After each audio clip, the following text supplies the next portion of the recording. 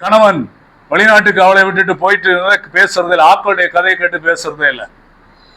அவள் சரியா கஷ்டப்பட என்னுடைய வாட்ஸ்அப் மெசேஜ்ல என்னோட அறிமுகமாகி அதை டெய்லி பார்த்து ஆமேன் ஐயா கர்த்தரோட பேசினான்னு டெய்லி சொல்லுவாள். அவளுடைய வீட்டுக்கு நாங்கள் போய் ஜெபம் பண்ண போனோம். நான் போன பொழுது மகள் ஓயில் எக்ஸாமுக்காக எங்களை பாஸ்டர் வரமாட்டாரு, யாரு வருவான், ஆண்டவரே ஒரு ஊழியக்காரன் அனுப்புன்ற பொழுது நானும் எதிர்ச்சியா இன்னொரு பாஸ்டரும் போய் அந்த பிள்ளைக்காக ஜெபம் பண்ணோம். ஆண்டவரே இந்த பிள்ளைடைய ஓயில் எக்ஸாம்ல ஒரு நல்ல பெருபல், நல்ல 3க்கும் நல்ல பெருபல் எடுக்க கர்த்தர் அவளை உயர்த்தினான்.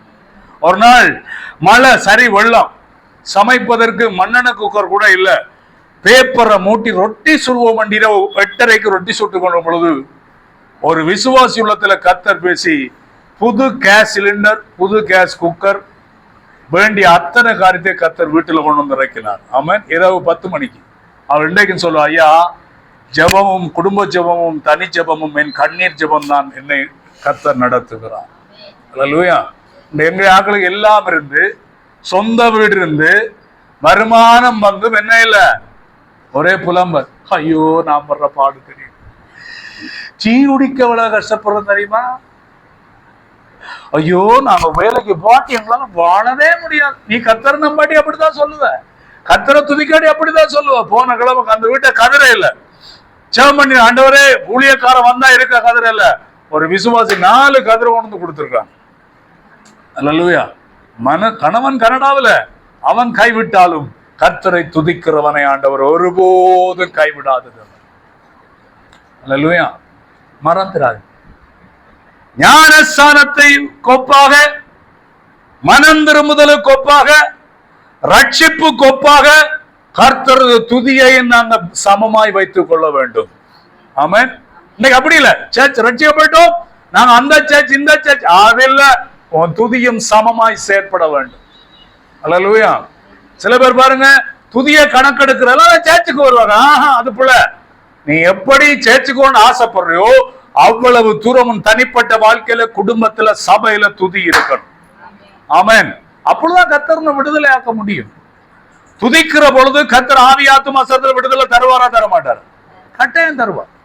இந்த காலம் எளிமைக்கு இதுல நினைக்கும் பொழுது தலை எல்லாம் சுத்து, ஏதோ படி விளைவி. அது எனக்கு தெரியும். சாத்தான் பிரசங்கம் பண்ண முதல் எங்களுக்கு பல மெடிசனை கொடுத்து அதைரியப்படுத்துவான். வந்தோடனே சில அதைரியம், ஆண்டுகிட்ட மன்னிப்பு கேட்ட ஆண்டவரே என் இருதயத்தை பலப்படுத்து. சில காரியத்தை பார்த்தாலும் அதைரியமா இருக்கும். ஆனாலும் ஆண்டவரை துதிக்க துதிக்க அப்படியே அவருடைய பலம் நம்மை மர்வப்படுத்துறதை நாங்கள் காண முடியும்.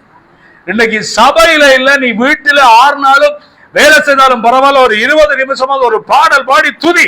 கர்த்தர் பெரிய காரியத்தை தேவன் செய்வார்.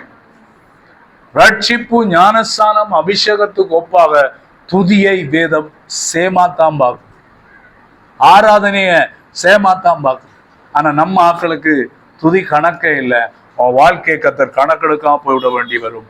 ஜாக்கிரதையா இருந்து துதி வேலை முடிந்தா 8:45 நெல்லுங்க, கர்த்தரை கனம் பண்ணி பாருங்க. கர்த்தர் நம்மை கனம் பண்ணும். உனக்கு விசுவாசம் இருந்தா கீழ்ப்படி, நீ நல்லா இருப்ப.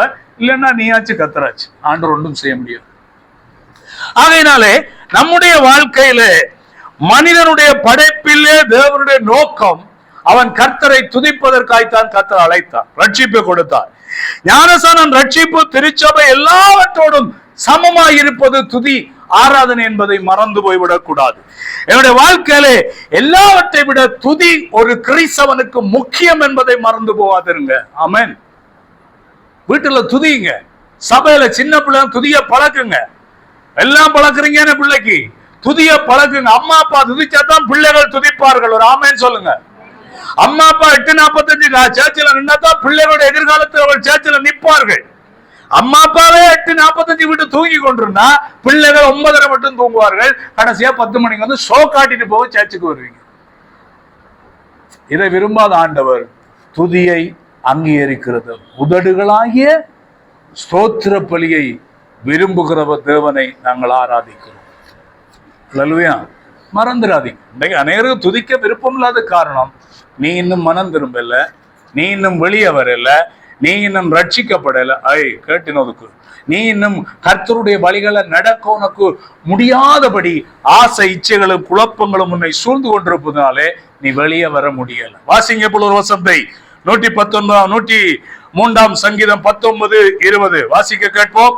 சங்கீத புஸ்தகம் 103 அதிகாரம் 19, 20 வாசிங்க. கர்த்தர் வானங்களில் தமது சிங்காசனத்தை ஸ்தாபித்திருக்கிறார். அவருடைய ராஜரீகம் சர்வத்தை வாங்க. கர்த்தருடைய வார்த்தையை கேட்டு அவருடைய வசனத்தின்படி செய்கிற பலத்த சௌரியவான்களாகிய அவருடைய தூதர்களே அவரை ஸ்தோத்தரி. அவருடைய தூதர்களை என்ன செய்யறார்? கர்த்தரை ஸ்தோத்தரிக்கிறார். என்ன பாருங்க, ஏஞ்சல்ஸ் எல்லாம் ஆண்டவர் படைக்க என்னத்தினால படைச்சார்? என்னத்தினால படைச்சார்? ஏஞ்சல் எல்லாம் துதியினால படைக்கல. ஏஞ்சல்களை அந்த என்னப்படி உருவாக்கினார்? வாயினாலதான், வார்த்தையினாலதான் உருவாக்கினார். என்ன தூதர்கள் வர கடவுது. எத்தனை தூதர்கள் இருக்கிறார்கள்? கோடாகோடி தூதர்கள் இருக்கிறார். எங்களுக்கு தூதர்கள் இருக்கிறதா இல்லையா? அந்த விசுவாசமே இல்லையா நமக்கு? வழியில போக வரைக்கும் அங்க நாங்க இந்த திறமையால வாகனம் எப்படி ஓட்டுறாங்க? முன்னும் பின்னும் வலுவாமல் காக்கிற தூதர்கள் நம்மோடு கூட இருக்கிறார். பணிவிடை ஆவிகளாய் அவர்கள் நம்மோடு கூட இருக்கிறார். அவளுக்கு வெளிக்கிட்டு போகும்போது கேளுங்க, ஏஞ்சல்ஸ் என்னுடைய தூதர்கள் என்னோட வாருங்கள், கர்த்தர் நிச்சயம் நடத்துவோம். எத்தனை பேர் வைத்தியசாலை ஐசியூல இருக்கும் பொழுது தூதர்கள் போய் அற்புதம் செய்திருக்கிறாங்க. எத்தனை சாட்சிகள், ஆயிரக்கணக்கான சாட்சி. ரஜமாலத்தையில நான் உங்களுக்கு சொல்லியிருக்கிறேன், ஒரு தற்கொலை பண்ண போன பொழுது கடன் நாளைக்கு 2 லட்சம் ரூபாய் கொலை பண்ணிட்டான். 5 செத்துருண்டே போனார். ஆண்டவர் இரவு வந்து ஒரு வெள்ள மேனியோடு வெள்ள உடையோடு வந்த ஒரு மனிதன் ஒரு பாசலை கொடுத்து இறங்கினோட பார்த்தா 2 லட்சம் காசு. அவன் சுத்தி சுத்தி பார்த்தா ஆலய காணல. கர்த்தர் இன்றைக்கும் அற்புதம் செய்யும். அல்லேலூயா. நீர்கொழும்புல ஒரு குடும்பம் தற்கொலை செய்ய போச்சு.